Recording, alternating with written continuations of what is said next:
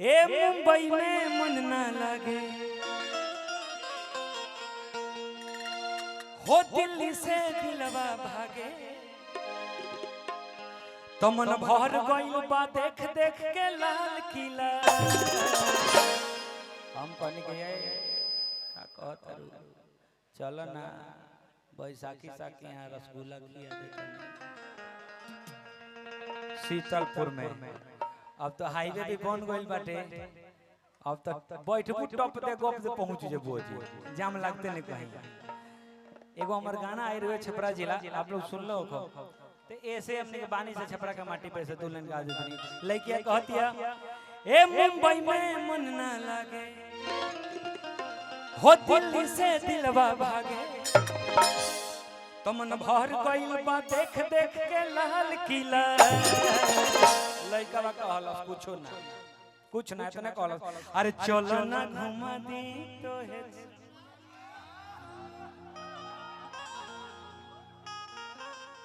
ए भाई सही में देह में माटी छपरा वाला माटी बात है एकदम, क्या बात है। ए मुंबई में मन ना लागे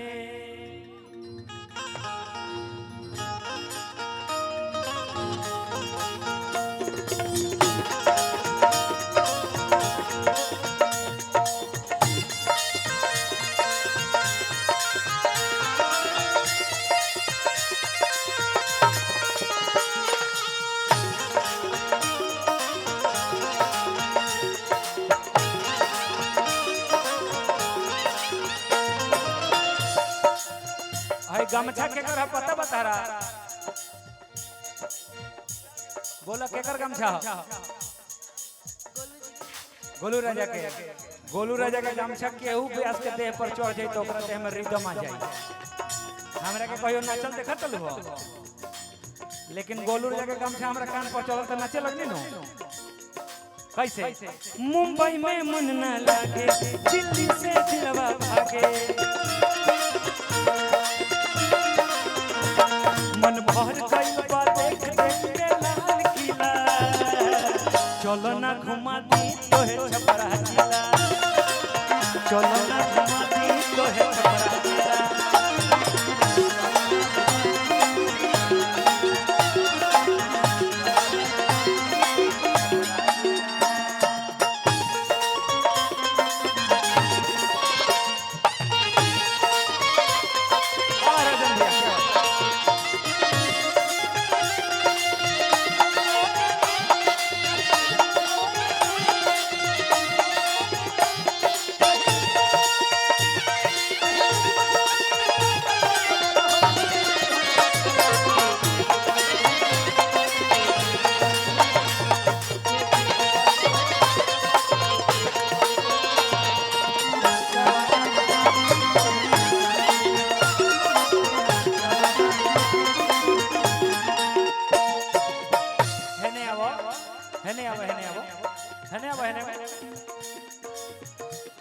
तू गांव के शिकायत करे लू जहिया से तू बम्बई रहे कहे लगली हमरा से के सुनतनी ए जी अजीत जी सुनतनी गोरखपुर रे तोनी के गोरखपुर ना छूटी का रे बिकवा होने जगह बैठ के लेकर बात हो।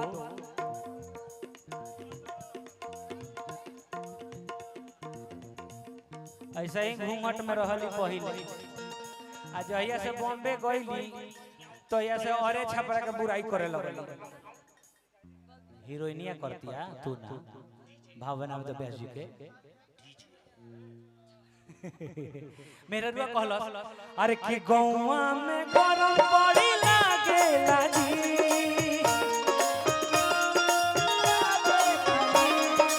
एही से मन मोर भागेला जी।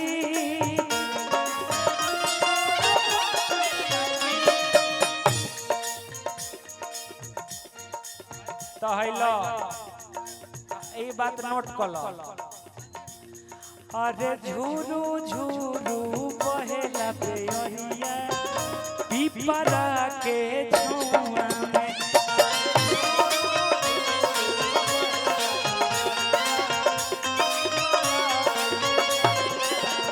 सुना सुना का कहतर सले कबा अरे शीतल शीतल शीतल शीतल शीतलपुर में अरे शीतल शीतल शीतलपुर में मिलेला कोनिया हो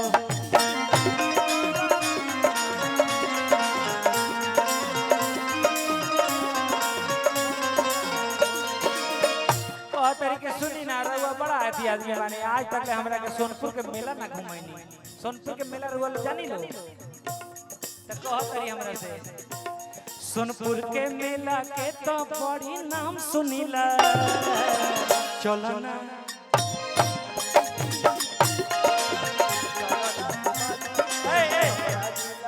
सुनो तने न तक देखो ई ऐसा नहीं के जे खाली कमर से नाचल जाला तने तने मटकियायो के नाच सकत नहीं सा चलो ना घुमा दी तहे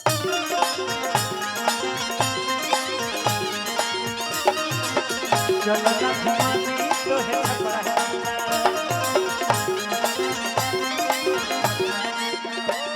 छछुंदर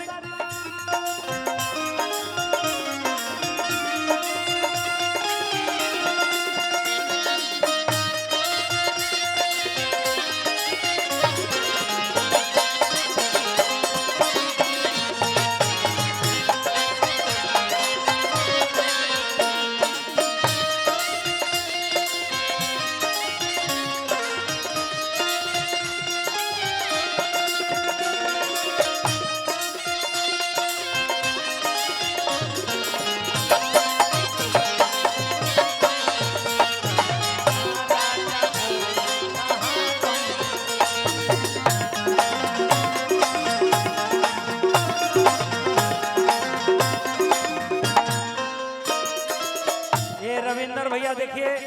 खुश होके मिथुन बाबू के गुरुजी हम सबके बड़े भैया और मशरूम कंसल्टेंट देखो पढ़ा लिखा ना रहते थे कंसल्टेंट ठीक बोलते नहीं इंजीनियर साहब मशरूम के इंजीनियर हम लोग रविंदर भैया की तरफ से पुरस्कार बार बार आ रहा है क्या बात है करिया ड्रेस में जान मारते नहीं रहुआ अरे छपरा में का कोई ढोसा मिली कोल्ड ड्रिंक के साथ समोसा मिली कोल्ड ड्रिंक के साथ समोसा मिली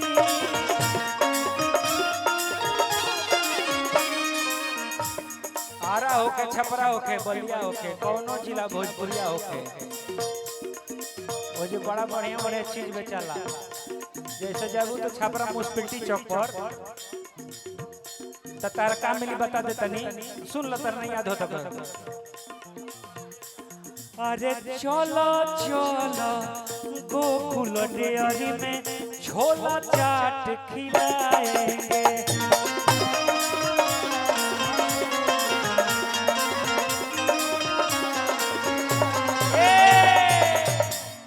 छपरा गए हैं आप लोग कॉफी हाउस जानते हैं कभी कॉफी पिए हैं वहाँ अगर पिए लोग हम तो से कह दी अरे वही जगह कॉफी हाउस गरम कॉफी पिलाएंगे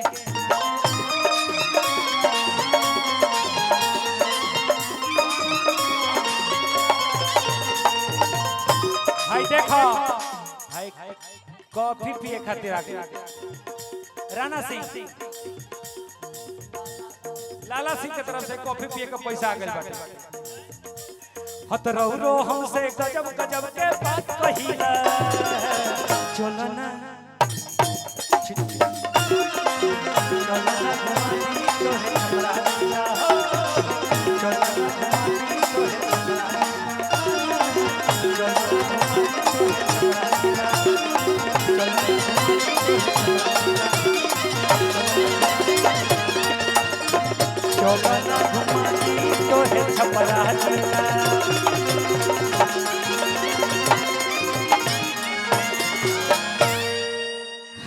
चलो ना घुमा दी तो छपरा जिला